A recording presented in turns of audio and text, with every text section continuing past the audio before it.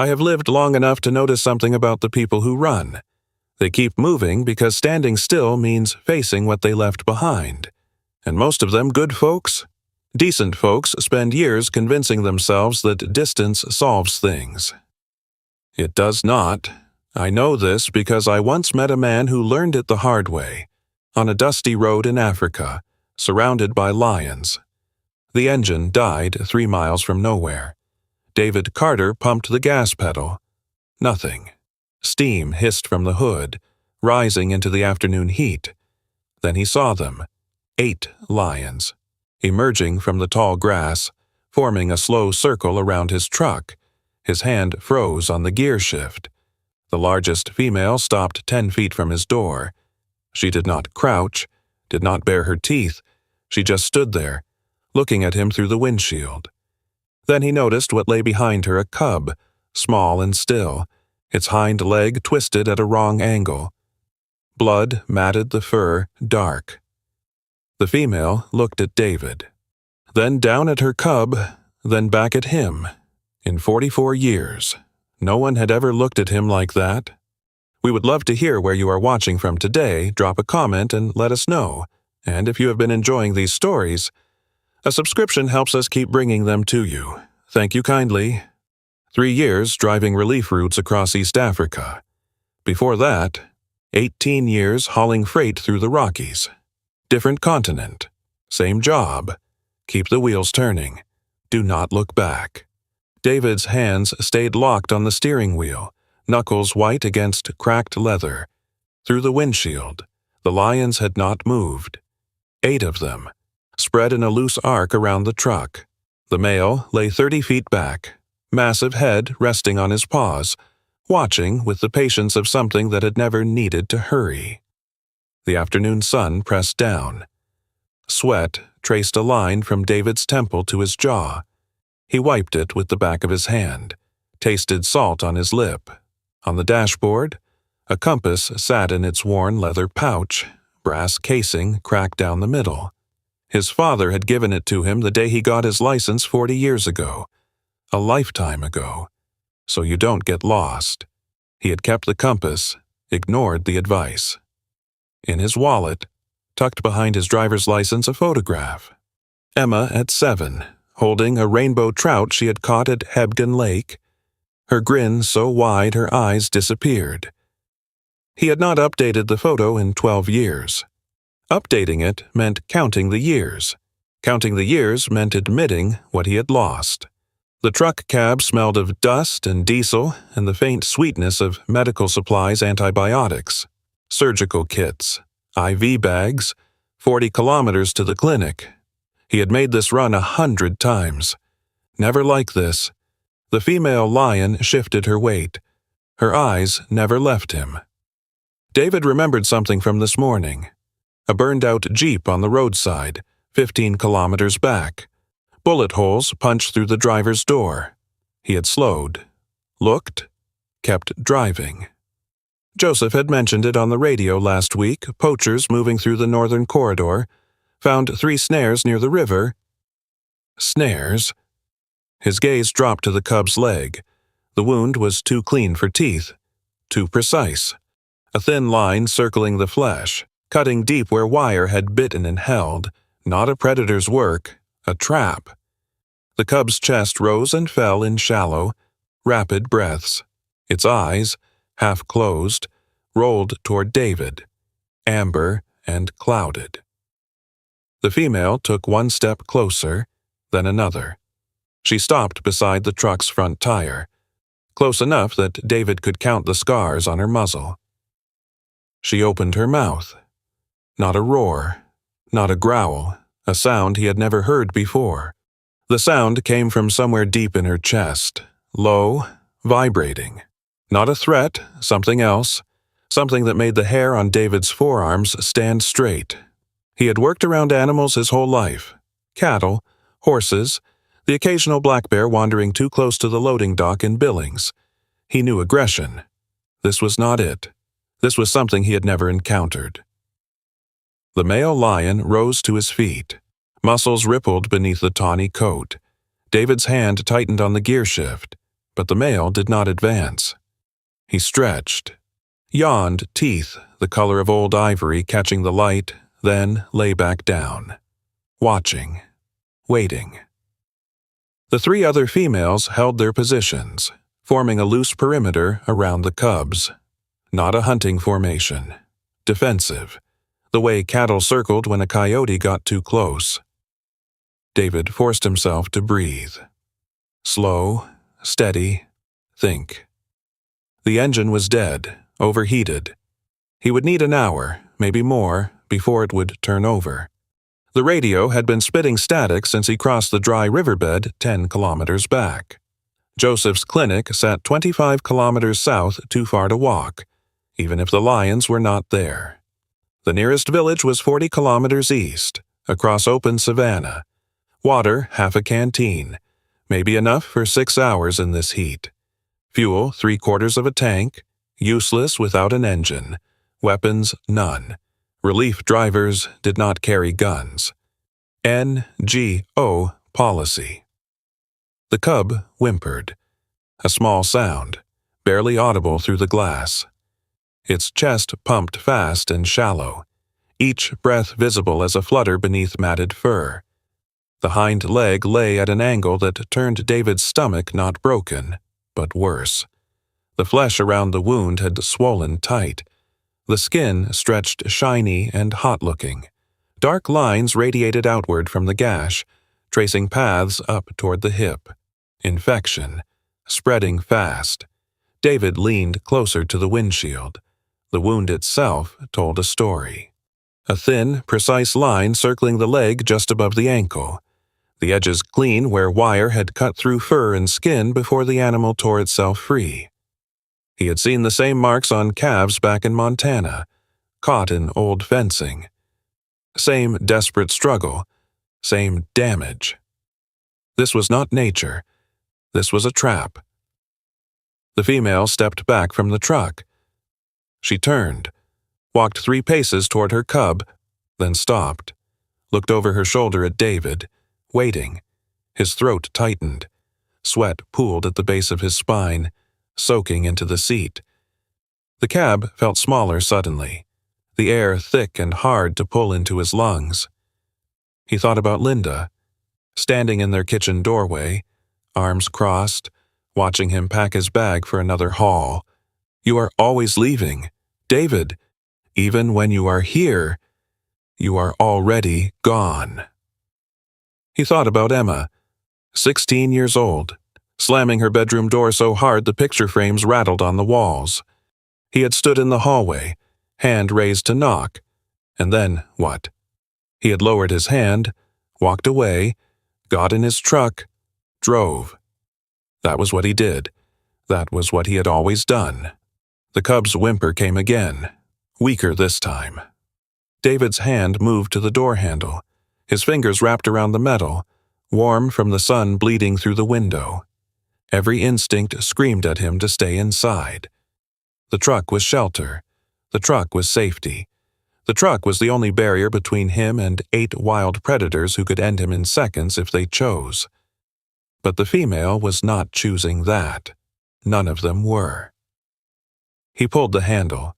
The door swung open with a creak of hinges that had not been oiled in months. The pride tensed. The male's head came up. Ears flattened. A low rumble rolled across the grass warning, not attack. David stepped down from the cab. Slowly, one boot finding the packed red earth, then the other. He kept his hands open at his sides, palms facing outward, fingers spread wide. Do not challenge. Do not threaten.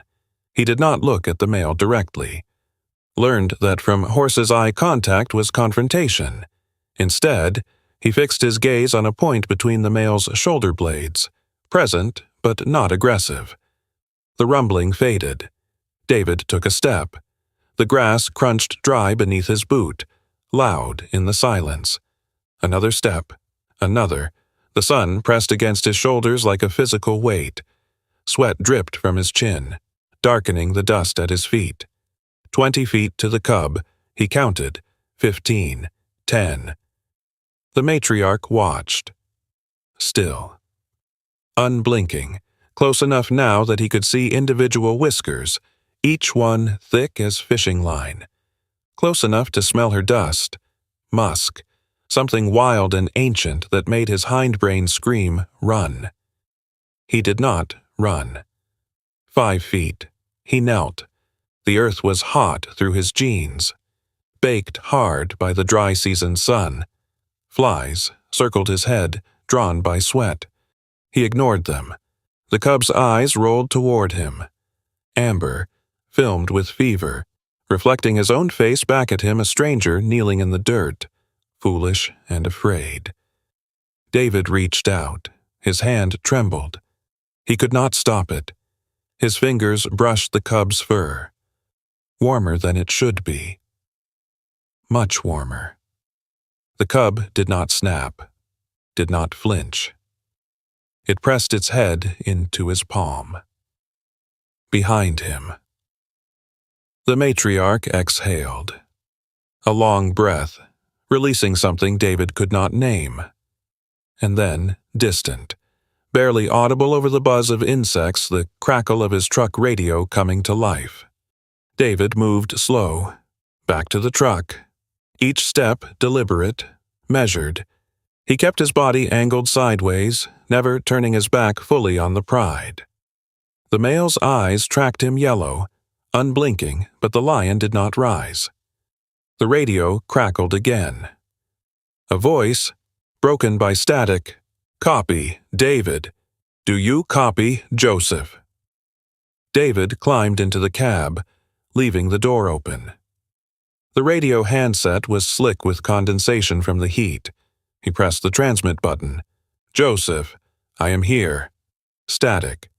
Then, where are you? You missed the checkpoint call. About 25 clicks north. Engine overheated. Dead on the road. Can you restart? Negative. Needs to cool. David glanced through the windshield. The matriarch had not moved. Joseph, I have got a situation. He explained. The pride, the cub, the snare wound. His words came out flat, factual, the way he had learned to report problems on the freight routes. No emotion, just information. Silence on Joseph's end. When he spoke, his voice had changed. Slower, careful. You are telling me you approached a wild lion cub, with the pride present? Yes. And you are still breathing. Seems that way. Another pause.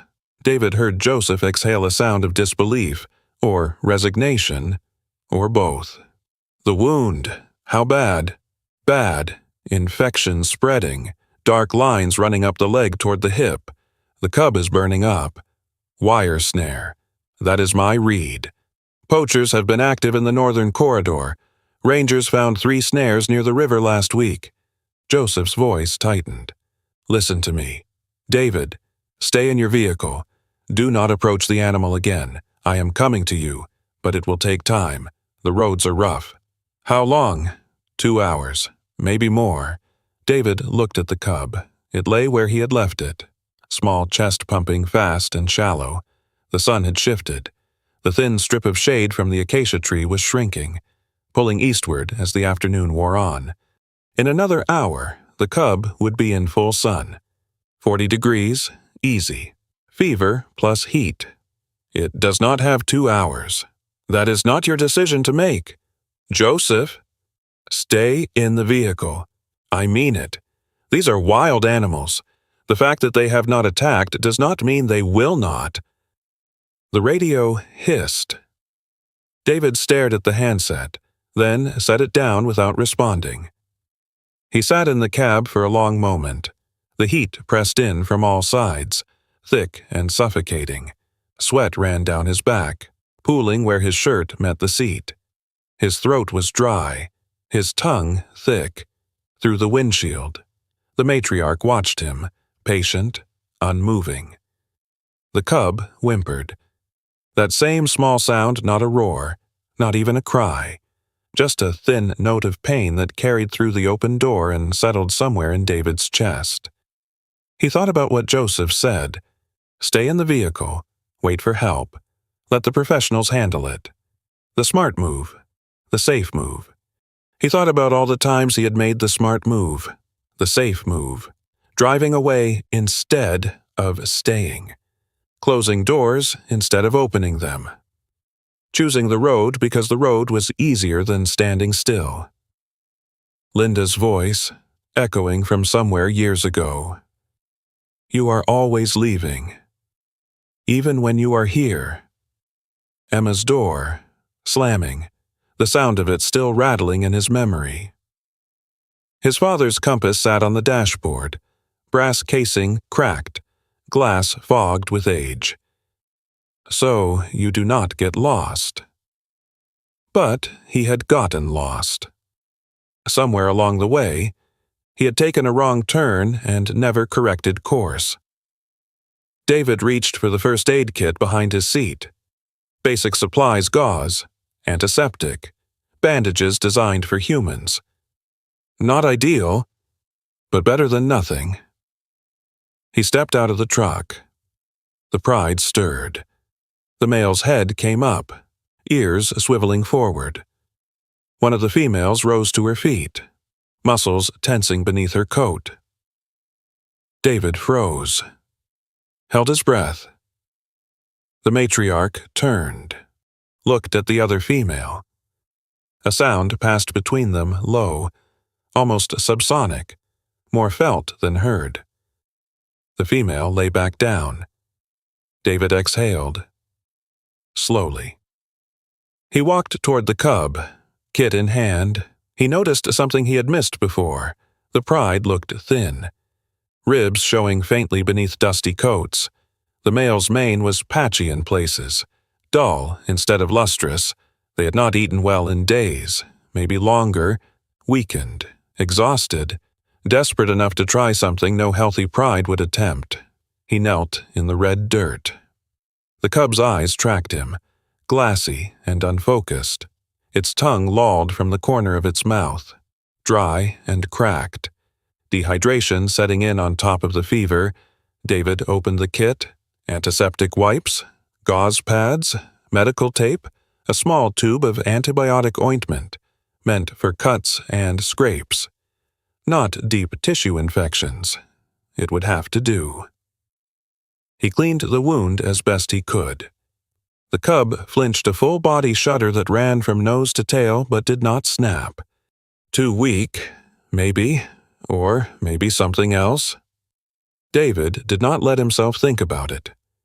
Easy, he murmured. His voice came out rough, unused. Easy now. The matriarch stood 6 feet away, close enough that David could hear her breathing a slow, steady rhythm that somehow made his own pulse slow to match. Seen worse than this on calves back home, he said, talking to steady his hands, talking to fill the silence. Wire fencing, same kind of mess. You clean it, you wrap it, you hope for the best. He dabbed antibiotic ointment along the wound's edges. The cub whimpered, but held still. That is it. Hold still for me. He wrapped the leg in gauze, securing it with tape. Not pretty, not professional, but it would slow the bleeding, keep the dirt out, buy some time. When he finished, he sat back on his heels. His shirt was soaked through, clinging to his back. His hands trembled, adrenaline finally catching up. The cub's breathing had steadied slightly. Still fast, still shallow, but not the desperate pumping from before. The matriarch stepped closer. David tensed, but she was not looking at him. She was looking at her cub, at the white gauze wrapped around its leg. She lowered her head, sniffed the bandage, then lifted her gaze to David. For a long moment, neither moved. Then the matriarch turned and walked back toward the Pride. She lay down in the grass, positioning herself so she could see both the cub and the truck, watching, waiting. David looked at the sky. The sun had moved. An hour, maybe more, since the engine died. Joseph was still 2 hours out. The cub was stable for now, but the infection was beyond gauze and ointment. It needed real medicine. A real vet. He could not move the Cub himself, too risky, too far, and where would he even take it with a dead engine? But he could not just sit here, not again, not this time. He walked back to the truck, tried the engine, the starter clicked, coughed, died. Still too hot. He reached for his canteen, half full. He took a small sip, then carried it back to the Cub, dribbled a few drops onto its tongue. The Cub licked weakly, swallowed. David settled against the trunk of the acacia tree, the Cub's head resting on his thigh.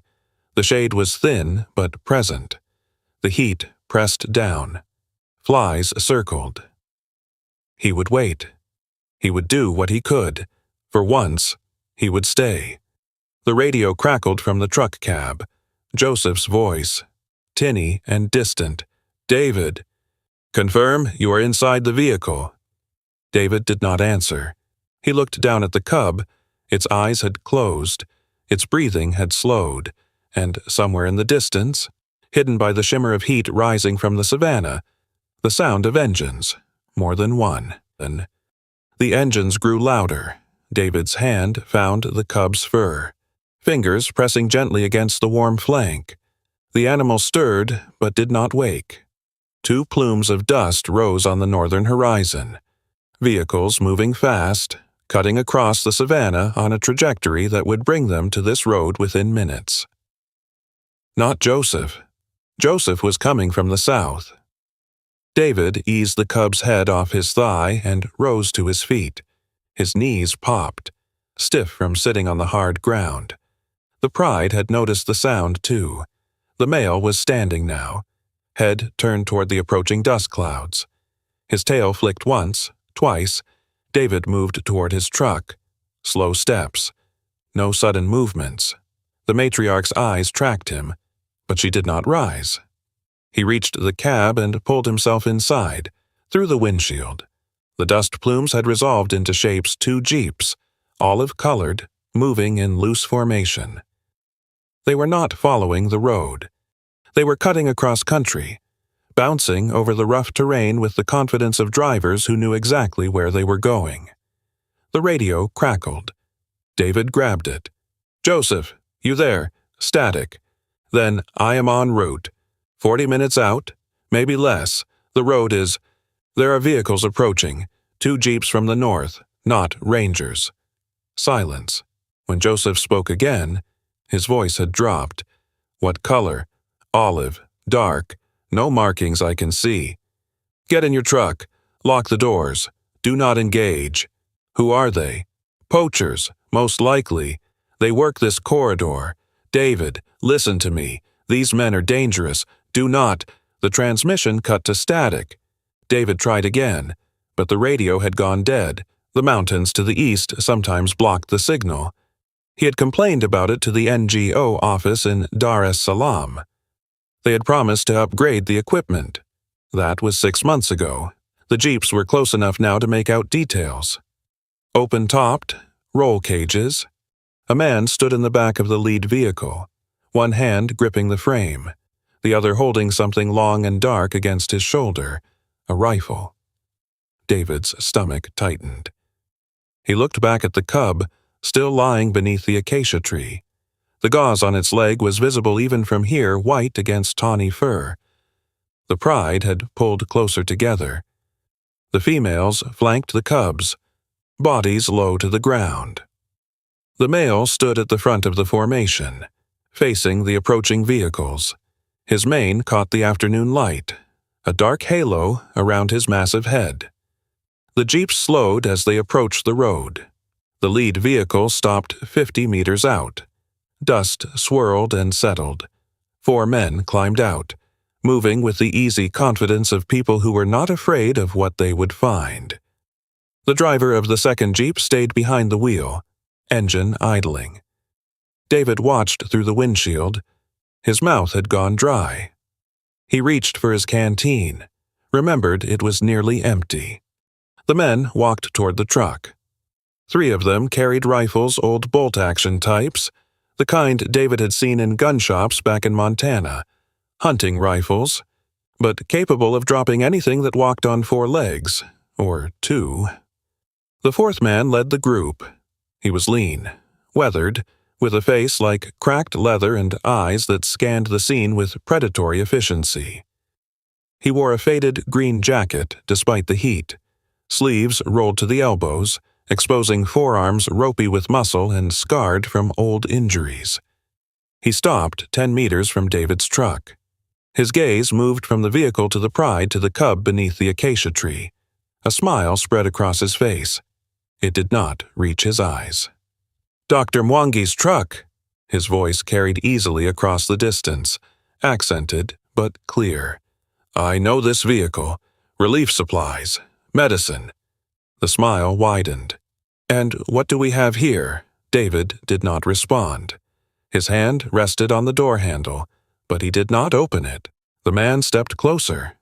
"American. Yes, I can tell by the boots. And the face. You all have that same face soft, like you have never worked a day in sun." One of his men laughed. The sound was flat, humorless. "I am Gibson." The lean man spread his hands, palms up, as if offering friendship. "This is my territory. Everything that moves through here, I know about. Everything." His eyes flicked to the cub. "Including that." David found his voice. "The cub is injured. I am waiting for a veterinarian." "I can see that. Nice bandage work." Gibson tilted his head, studying David with something like curiosity. "You did that?" "Yes." "Brave, or stupid. Hard to tell with Americans." Gibson turned and walked toward the acacia tree. The pride tensed. The male took a step forward. A rumble building in his chest. Gibson stopped. He did not seem afraid, if anything. He looked amused. "Beautiful animals? Worth a fortune in Dar es Salaam? The cub especially. Buyers pay premium for young ones. Easier to train. More adaptable." David pushed open the truck door and stepped out. One of Gibson's men swung his rifle toward him, but Gibson raised a hand. "Easy. Our American friend just wants to talk." He turned back to David. "Do you not? The cub is not for sale. Everything is for sale. That is how the world works." Gibson walked a slow circle around the acacia tree, maintaining distance from the pride. "I set that snare 3 days ago. Lost the cub when it tore free. Been tracking it since." He stopped, looking at David. "You found it for me. Saved me hours of searching. I should thank you. It is a wild animal. It belongs here. It belongs to whoever has the power to take it." Gibson's smile faded. "And right now, that is me." David's hands clenched at his sides. The sun beat down on his shoulders. Sweat dripped into his eyes, stinging. "What if I say no?" Gibson laughed a short, barking sound. "Then this becomes a different conversation." He nodded toward his men. "These are not park rangers. My friend, there is no paperwork here, no due process. Just the bush and what a man is willing to do." The male lion roared. The sound rolled across the savanna, deep and resonant, vibrating in David's chest. The females answered with lower calls, pressing closer to the cubs. Gibson did not flinch. "They will not attack. Lions are smart. They know what a rifle can do." He turned back to David. "Do you—" David's throat was tight. He could feel his pulse hammering in his neck, his temples. The weight of the situation pressed down on him, the men, the guns, the cub, the pride watching him with yellow eyes that expected something he was not sure he could give. He thought about the burned-out Jeep he had passed this morning, the bullet holes in the door. Someone had been on the wrong end of a conversation like this one. "I am not armed," David said. "I cannot stop you from doing whatever you want." "No, you cannot." Gibson studied him. "But you are still standing here. Why?" David did not have an answer. Or maybe he did, and it was too complicated to put into words. Something about the way the matriarch had looked at him through the windshield. the small sound the cub made when it pressed its head into his palm. Something about all the times he had not stood. Gibson seemed to read something in his silence. His expression shifted, not softening. Exactly, but considering. "You have got backbone? I will give you that." He glanced at the cub. "Tell you what, I will make you an offer. Walk away. Get back in your truck. When your engine cools, drive to the clinic. Deliver your medicine. Forget this happened. No one gets hurt. The cub goes to a private collection in the city, lives a comfortable life. Better than dying of infection out here. And if I do not walk away," Gibson's eyes hardened, "then you are just another problem I have to solve." The standoff stretched. David could hear his own breathing, harsh in the silence. The flies buzzed around his head. The heat shimmered off the road in waves. One of Gibson's men shifted, adjusting his grip on his rifle. The sound of metal against metal was very loud. Then a new sound, an engine, approaching from the south. Gibson's head turned. David looked too. A dust cloud on the southern horizon, moving fast. One vehicle, a Land Rover, Joseph. Gibson's jaw tightened. He spat into the dust. "Rangers," one of his men said. "Not Rangers. That is Mwangi's vehicle." Gibson's eyes moved between the approaching Land Rover and David's truck, calculating. "The vet from the mobile clinic. He knows these roads, knows who uses them." The Land Rover was close now, maybe a kilometer out. Gibson had a minute, maybe less, to make a decision. He made it fast. "Get the cub, now." Two of his men moved toward the acacia tree. The male lion roared again, louder this time, taking a step toward them. One of the men raised his rifle. "No," Gibson's voice cracked like a whip. "No shots. Mwangi will have a radio. He will call the Rangers. We take the cub quiet. We leave quiet." The men slung their rifles over their shoulders and approached the cub from opposite sides. The matriarch rose to her feet, her body low, muscles tensed. David stepped forward. "Do not." Gibson's hand caught his chest, shoving him back. "Stay out of it. American. This does not concern you anymore." "It concerns me. Why?" Gibson's face was inches from his. "Why do you care? It is an animal. You will never see it again. In a week, you will forget it existed." David did not have an answer. He only knew that watching them take the cub felt like watching something inside himself die. Something he had been running from for years and was only now starting to recognize. Gibson's men reached the cub. One of them knelt, grabbing the animal by the scruff of its neck. The cub yelped a thin, pained sound that cut through the air. The matriarch charged. Gibson's men scattered.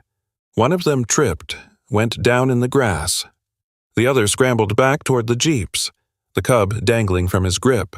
The male lion was moving too, circling wide, cutting off escape routes. Gibson pulled a pistol from his belt. David had not seen it before, hidden beneath the jacket. He aimed at the matriarch, finger tightening on the trigger. David lunged, grabbed Gibson's arm. The pistol discharged into the air. The sound split the silence, sending birds screaming from the distant trees. Gibson spun, driving his elbow into David's face.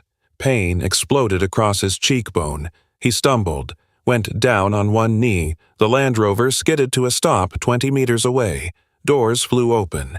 Joseph's voice, shouting in Swahili. Gibson's men were running for their jeeps.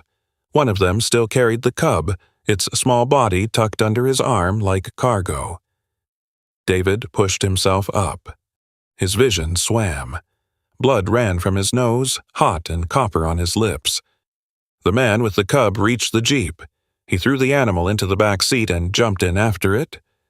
The engines roared. The jeeps tore away, heading east, trailing twin plumes of red dust. David stood in the road, watching them disappear. The matriarch stood where her cub had been. She did not chase. She did not roar. She just stood there, looking at the empty space in the grass. Then she turned, looked at David. He had failed her, just like he had failed everyone. Joseph was beside him now, hands on David's shoulders, pulling him back toward the Land Rover. Words washing over him. "Are you hurt? Can you hear me, David? Look at me." But he could not process them. Could not look away from the matriarch's eyes. Yellow. Unblinking. Waiting.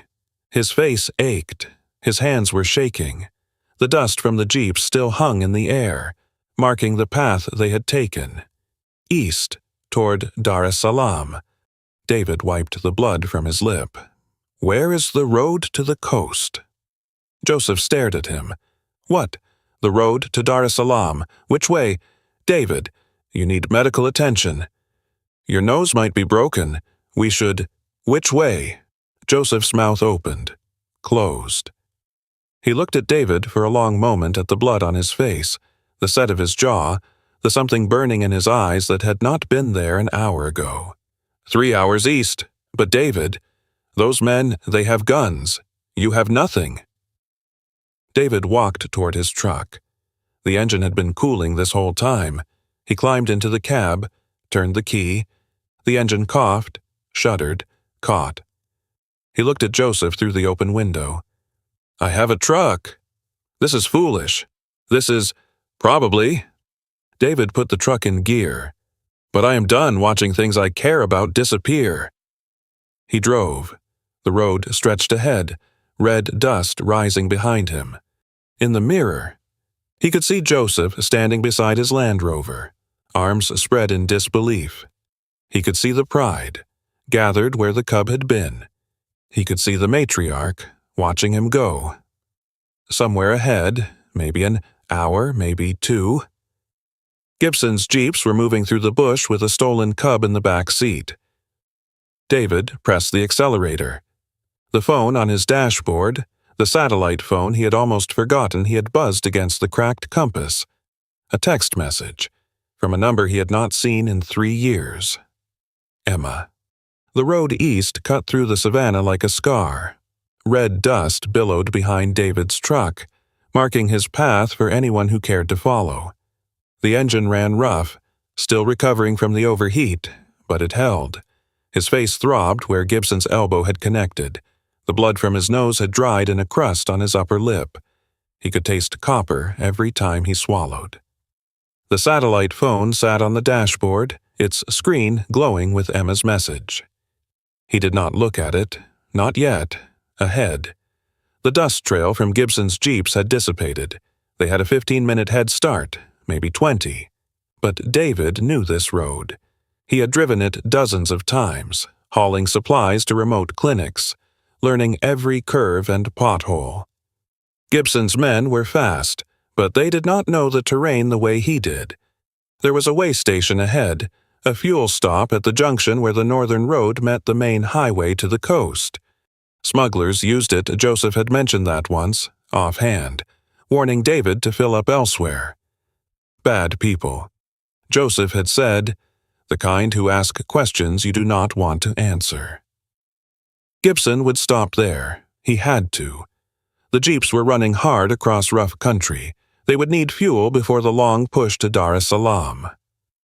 David pressed the accelerator harder. The speedometer climbed.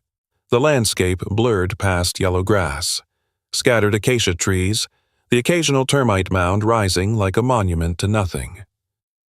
The sun had begun its descent toward the western horizon, casting long shadows across the road.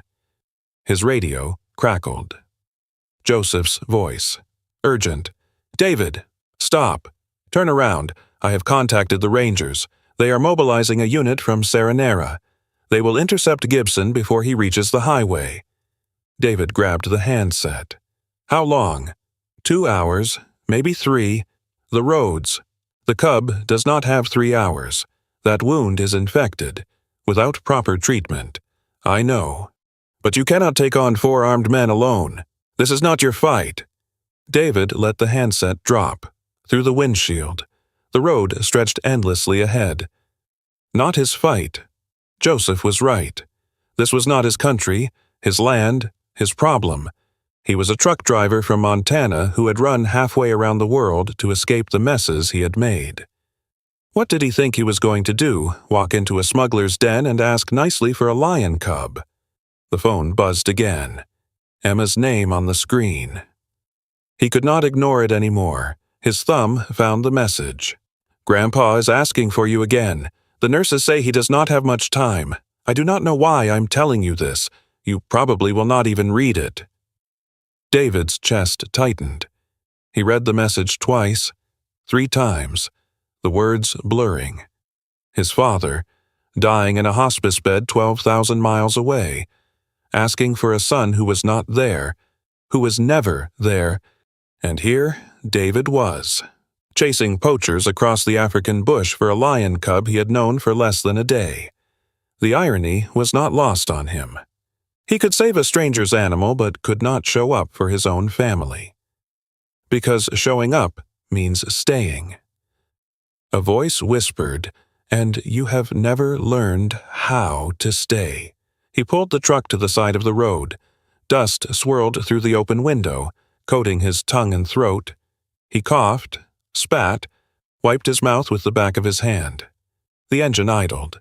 The savanna stretched silent around him, grass rippling in the late afternoon breeze. Birds circling distant thermals, the hum of insects rising and falling. He looked at the phone, at Emma's message, at the photo wedged behind his driver's license, Emma at 7, holding that trout, grinning like the world was simple and good. She was not 7 anymore. She was 19, old enough to hate him, old enough to understand why he had left, old enough to choose not to forgive. His thumb hovered over the call button. He pressed it. The connection took forever satellite delay, the signal bouncing off towers and relays across continents. Then, ringing, 1, 2, 3, "Hello?" Her voice was flat, guarded. The voice of someone expecting disappointment. "Emma, it is Dad." Silence. He could hear her breathing, the faint sound of a wind, like she was standing outside somewhere. "I got your message," he said. "About Grandpa. You actually read it." Not a question. A statement of surprise. "Yeah, I read it." More silence. He could feel her deciding whether to hang up, whether to keep talking, whether any of this mattered. "Where are you?" she finally asked. "Tanzania. Driving. Driving, where?" David looked through the windshield. The road ahead curved toward a low ridge, disappearing into the haze. "I'm not sure anymore." Emma laughed, a short, bitter sound. "That tracks." "Emma, do not."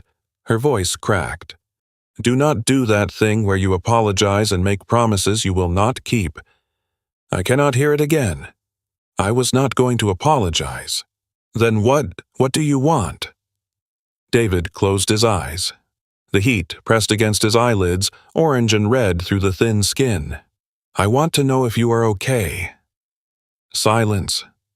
"That is it." Emma's voice had changed. Softer, but wary.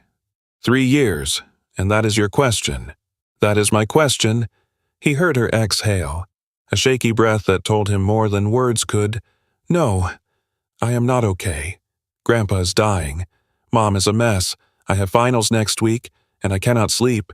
And every time my phone rings, I think it is the hospice calling to tell me." She stopped, collected herself. "And you are not here.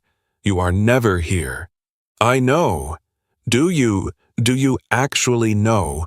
Or is that just something you say? I know." David's voice was steady, but his hands were not. They gripped the steering wheel hard enough to ache. "I know I left. I know I chose the road over you and your mom. I know I was not there when it mattered. I know all of it, Emma. I have known it for years. Then why?" The question broke out of her, raw and ragged. "Why did you go? Why did you not stay?" David opened his eyes. The savanna spread before him, golden and indifferent. "Because I was scared." Scared of what? of failing you." The words came slow, dragged up from somewhere he had buried years ago. "Of watching you grow up and realizing I did not know how to be a father. Of seeing your mom look at me the way she started to look at me toward the end, like I was a stranger in my own house." He swallowed. "I told myself I was leaving to protect you. Give you space to grow up without my mess. But that was a lie. I left because staying was harder than going." Emma did not respond.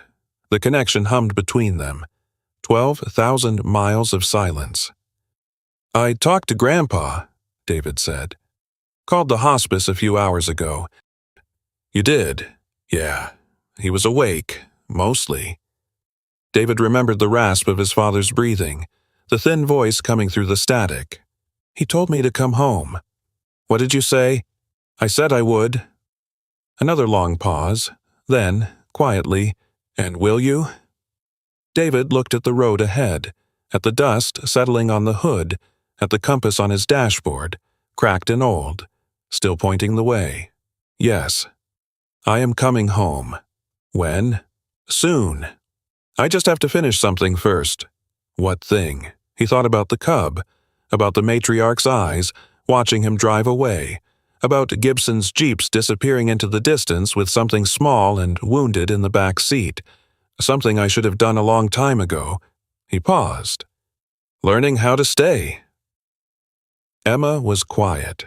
He could hear her breathing, could almost see her standing somewhere in Montana on the porch of her mother's house, maybe, or outside the hospice, getting some air.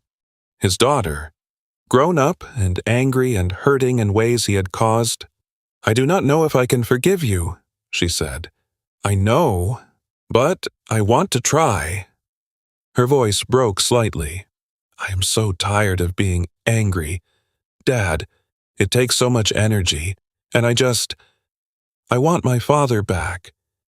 Even if he is broken, even if he cannot fix everything he broke."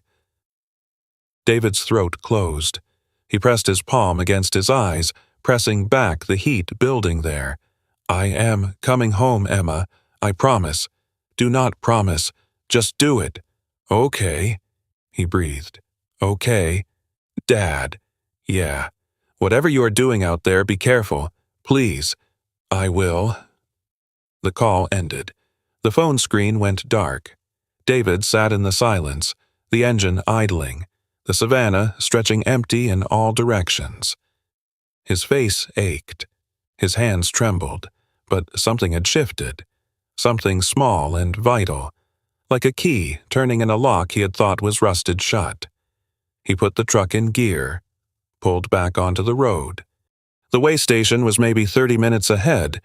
Gibson would be there, refueling, loading the cub into a transport cage for the long haul to the coast. David did not have a weapon, did not have a plan, but he had something he had not had in years, a reason to stay in the fight. The road curved around the ridge, and the way station came into view, a cluster of tin-roofed buildings, 2 fuel pumps, a handful of vehicles parked in the dirt lot, including 2 olive-colored Jeeps. David slowed the truck, pulled off the road behind a stand of brush where the vehicle would not be visible from the station. He got out. The heat hit him immediately, thick and heavy. Sweat beaded on his forehead, soaked into his collar. He moved toward the station on foot, staying low, using the brush for cover. Voices carried from the building men talking, laughing, the clink of bottles, Gibson's crew, celebrating their catch. David circled wide, approaching from the rear. A chain-link fence surrounded a storage area behind the main building. Old drums, spare parts, the rusted carcass of a truck that had not run in years. And there, in the back of one of the Jeeps, a wire cage.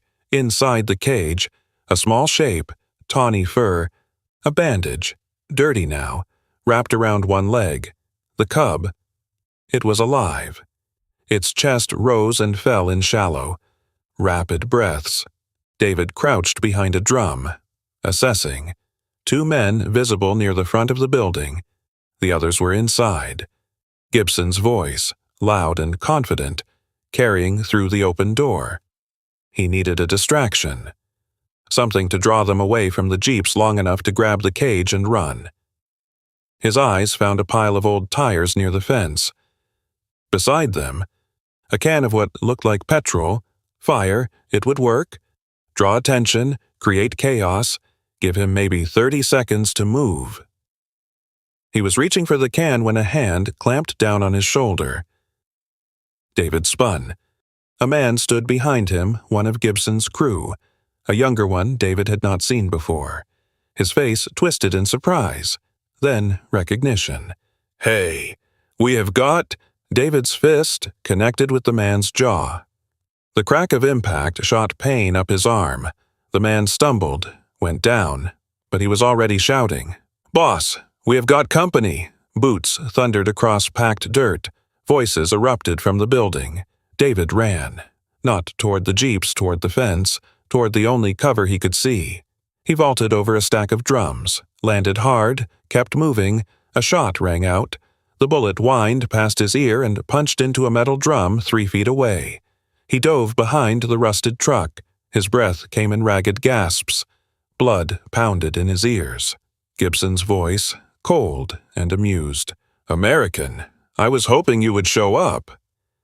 David pressed his back against the truck's frame. His options were gone. No weapon, no backup. Nothing between him and 4 armed men but rust and air. But across the yard, in the cage in the jeep, the cub lifted its head, and somewhere behind him, growing louder, came the sound of another engine. The engine sound grew louder. David risked a glance over the rusted truck frame and saw Joseph's Land Rover skidding into the way station, dust billowing around its wheels. Joseph. Following him despite everything, Gibson's men turned toward the new arrival. 2 of them raised their rifles, tracking the vehicle as it stopped 30 meters from the building. "Do not shoot," Gibson ordered. "That is Mwangi. He knows people, important people." Joseph stepped out of the Land Rover, hands raised. His face was tight, controlled, but David could see the fear in the way he moved, careful, deliberate, the way a man moves when he knows a single wrong step could be his last. "Gibson," Joseph's voice carried across the yard. "Let this end here. The Rangers are coming. Whatever you are planning, it is already over." Gibson laughed. "Rangers, 2 hours away, minimum.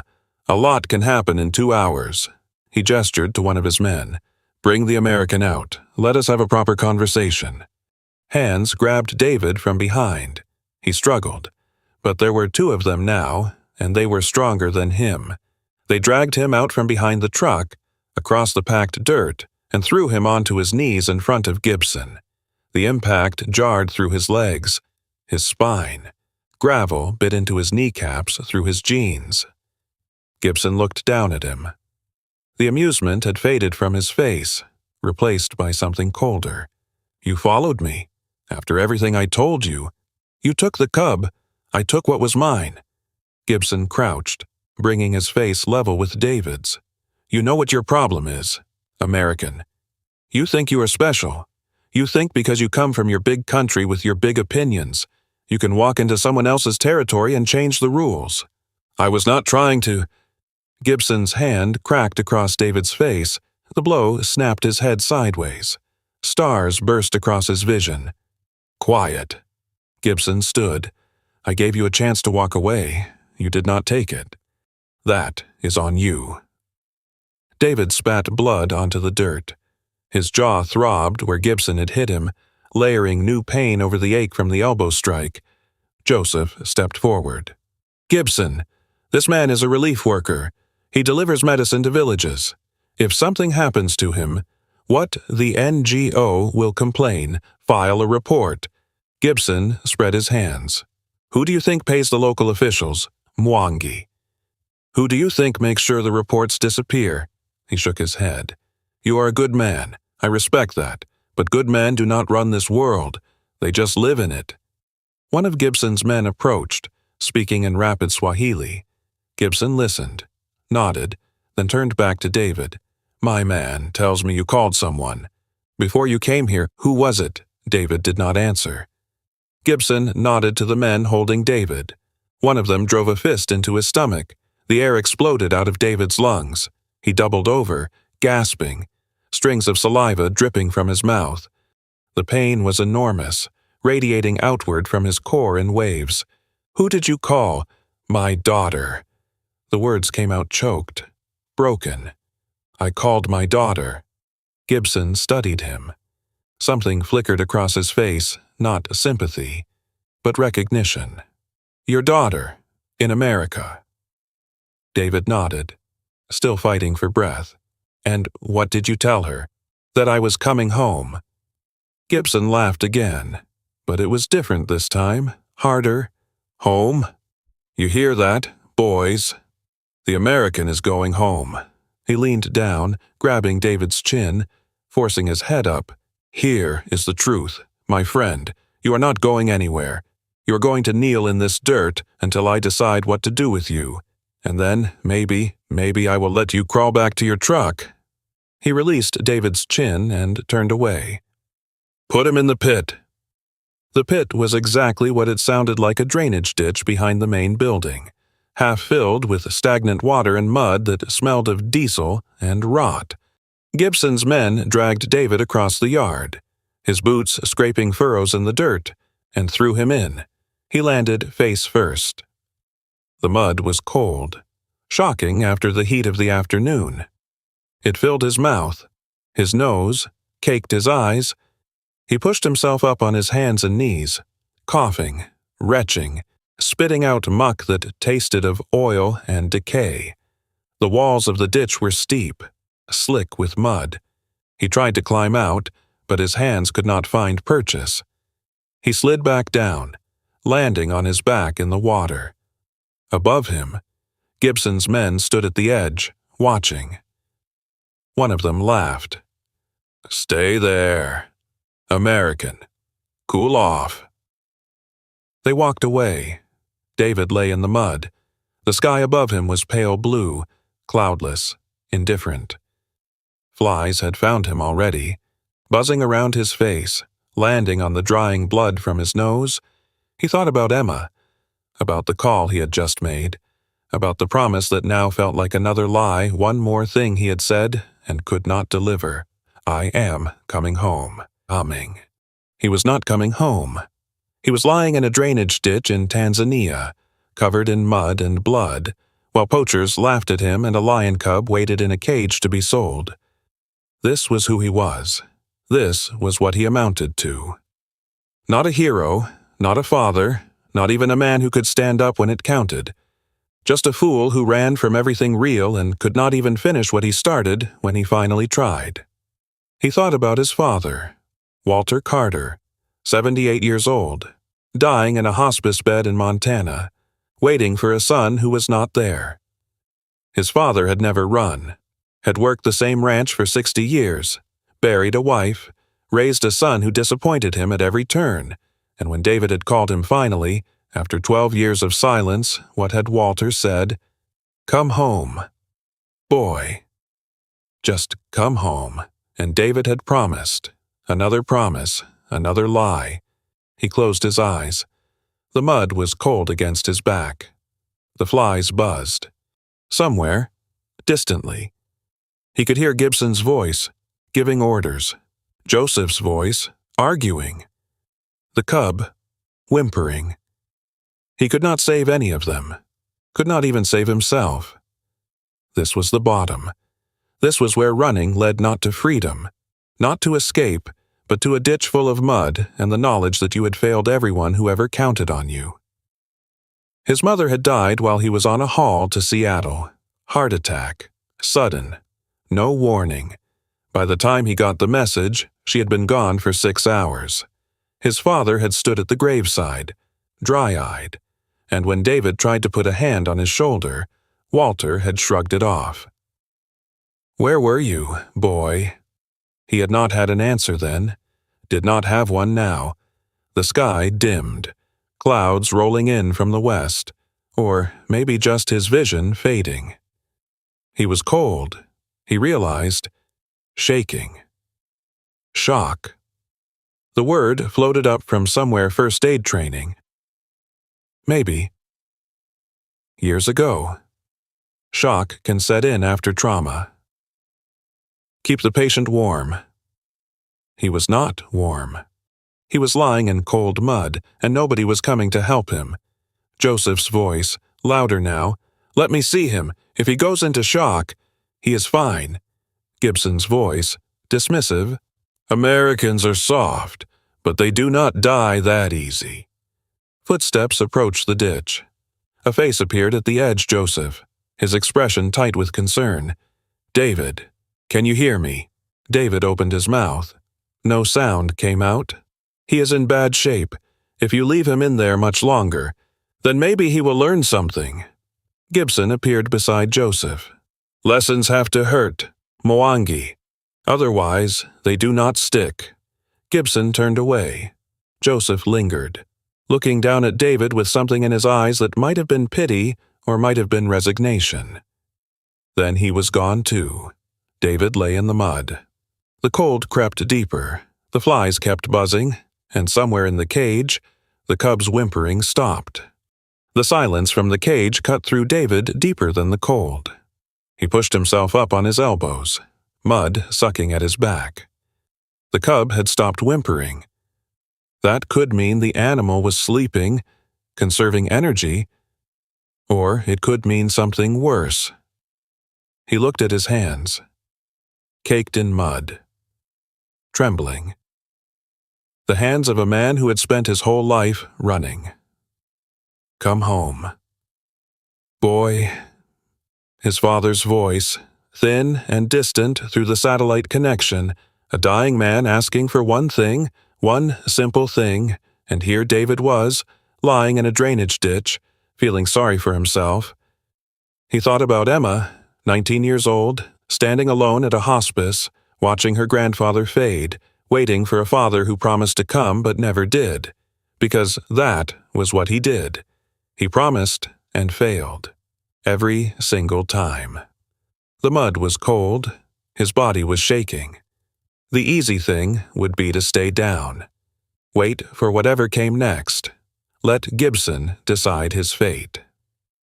But Emma's voice echoed in his head. Do not promise. Just do it.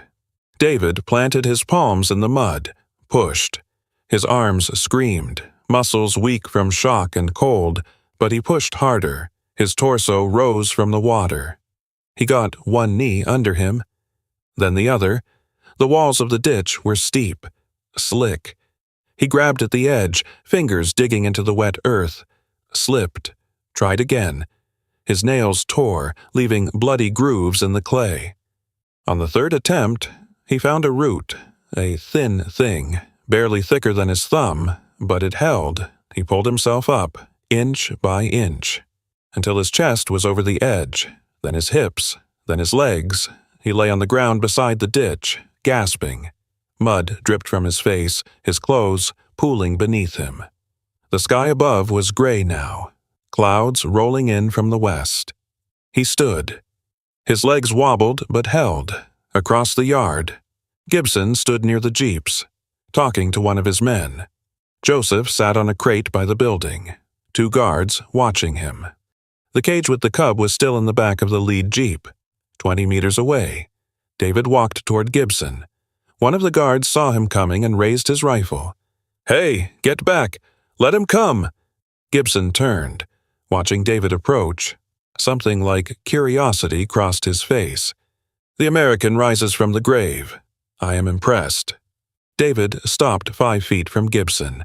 Mud dripped from his chin. His clothes were soaked, plastered to his body. He looked like something dragged from a swamp. You made your point, David said. His voice came out rough, scraped raw. I am nobody. I cannot stop you. I cannot fight you. I have nothing. Finally, some honesty. Gibson spread his hands. So, what do you want?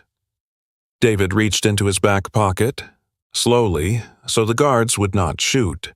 He pulled out his wallet, waterlogged, mud-streaked, falling apart.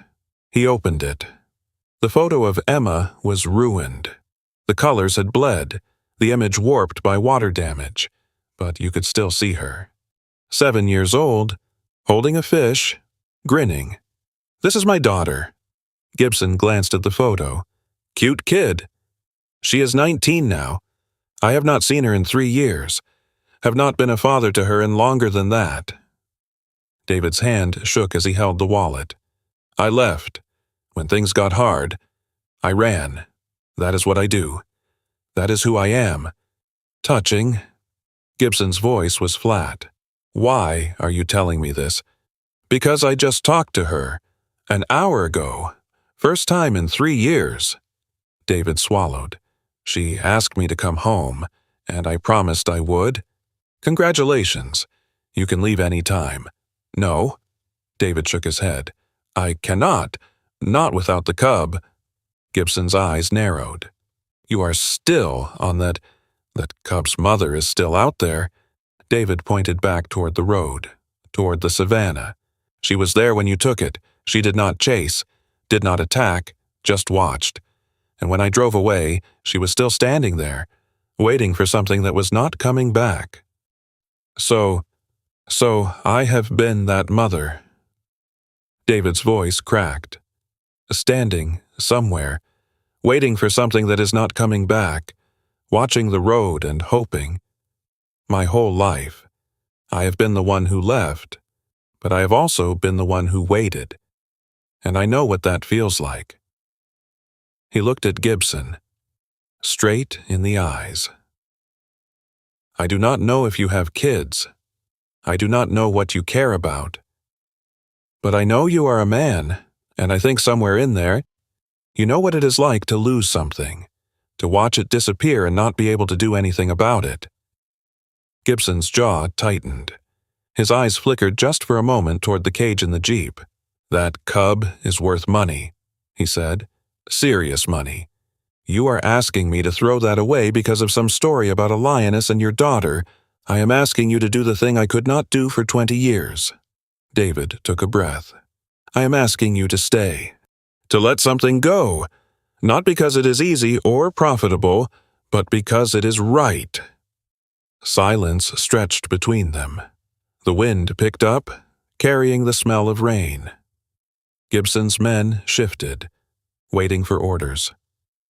Joseph watched from his crate, barely breathing. Then Gibson laughed. A short, hard sound. "You are insane. You know that, probably." Gibson stared at him for a long moment. Something worked behind his eyes' calculation. Memory. Something David could not name. Then Gibson turned to his men. "Get the cage out of the Jeep." One of the men frowned. "Boss, you deaf? Get the cage. Put it on the ground." The men exchanged looks, but obeyed. They lifted the cage from the Jeep and set it in the dirt. The cub lay inside, its breathing shallow but steady, alive. Gibson walked to the cage, looked down at the animal, then looked at David. "Take it, before I change my mind." David's legs nearly gave out. He moved to the cage, knelt, fumbled with the latch. The cub's eyes opened, glassy with fever, and found his face. Behind them, the sound of engines, multiple vehicles, approaching fast from the west. Gibson's head snapped up. "Rangers!" His men were already moving toward the Jeeps. Gibson paused, looking at David one last time. "You got lucky. American. Do not mistake this for kindness." He climbed into the Jeep. The engines roared. The vehicles tore out of the way station, heading east, away from the approaching Rangers. David stayed on his knees, one hand on the cage. Joseph was beside him now, checking the cub, speaking rapid instructions. But David was not listening. He was looking at the cage, at the small, wounded creature inside, and thinking about the matriarch still waiting in the savannah. The savannah spread gold and amber under the setting sun. David drove with the cage on the seat beside him. the cub's shallow breathing the only sound above the engine. Joseph followed in his Land Rover. The Rangers had taken their statements and let them go. There would be paperwork later. Questions, but that was tomorrow's problem. The pride was still there. David saw them from 100 meters out, shapes in the tall grass, exactly where he had left them. The matriarch stood apart from the others, facing the road, waiting. David stopped the truck, cut the engine. The silence rushed in, broken only by insects and the distant call of birds settling for the night. He lifted the cage from the seat and stepped out. The cub stirred inside, stronger now after Joseph's treatment, antibiotics, fluids, proper bandaging. It pressed against the wire, wanting out. David walked into the grass. The ground was soft beneath his boots, still warm from the day's heat. The matriarch watched him approach. She did not move, did not growl. He set the cage down, opened the latch. The cub tumbled out, legs unsteady. It took one step. Two. Its injured leg dragged slightly, but it held weight. The cub wobbled forward, nose twitching, following a scent David could not detect. The matriarch lowered her head, sniffed her cub, its face, its flank. The fresh bandage wrapped around its leg. Her tongue rasped across the cub's ear, cleaning, claiming. Then she lifted her gaze to David. He had looked into a lot of eyes in his life. His father's, hard with disappointment. Linda's, soft with resignation. Emma's, bright with anger and hurt. This was different. He did not have a word for it. Recognition, maybe, or acknowledgement. The look of one creature to another, across the gulf of species and instinct, saying, "I see you. I know what you did." The matriarch turned, walked toward her pride. The cub followed. Limping but alive, the other lions rose. They formed a loose circle around the cub, bodies pressing close, and together they moved into the tall grass. Gold shapes dissolving into gold light until there was nothing left but the wind bending the stems. David stood alone in the savannah. The sun touched the horizon, painting the sky in shades of copper and rose. He walked back to his truck. That night, parked outside Joseph's clinic. David made the call. Emma answered on the second ring. "Dad, I am coming home." Silence. He heard her breathing through the connection, uneven, catching. "When?" "Tomorrow. First flight, I can get out of Dar es Salaam." More silence. A sound that might have been a sob, quickly muffled. "Grandpa is not doing well." Her voice was thin. "The doctors say maybe a week, maybe less." "I will be there. You promise?" The question hit him somewhere deep. She was 19, but in that moment she sounded 7 again, the little girl who used to wait by the window when he was due back from a haul, face pressed to the glass, watching for his headlights. "I promise, sweetheart. I am coming home." She did not say, "I forgive you," did not say, "I love you." She said, "Okay." And that was enough. For now, that was enough. 1 week later. David boarded a plane at Dar es Salaam International. 2 connections. 26 hours of travel.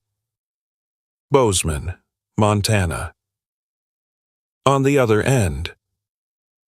He found his seat by the window. The aircraft taxied. Engines building to a roar.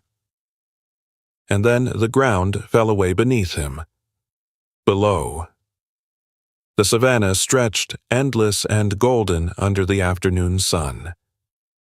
Somewhere down there, invisible from this height, a pride of lions moved through the tall grass. A cub limping but alive followed its mother. David's hand went to his pocket. His fingers found the compass, tracing the crack in the brass casing. 40 years old, still pointing north, so you do not get lost. He closed his eyes, the engine hummed, the plane climbed higher, leaving Africa behind.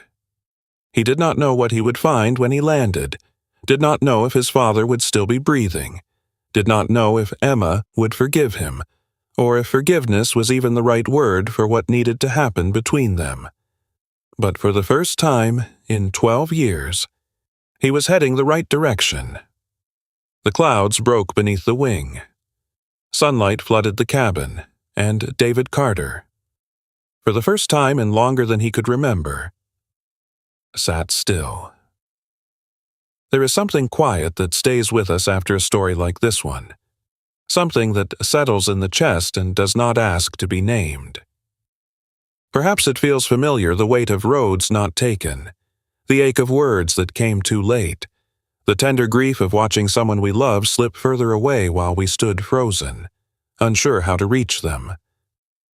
Many of us have known that silence, the phone call we almost made, the door we almost knocked on, the forgiveness we held in our hands but could not quite offer, or could not quite receive. We have all, at some point, been both the one who left and the one who waited, and perhaps that is enough to carry forward from this hour.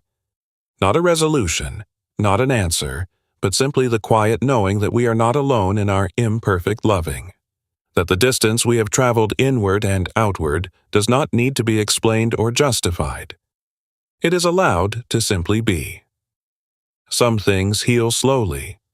Some things remain tender. That is all right. Thank you for being here.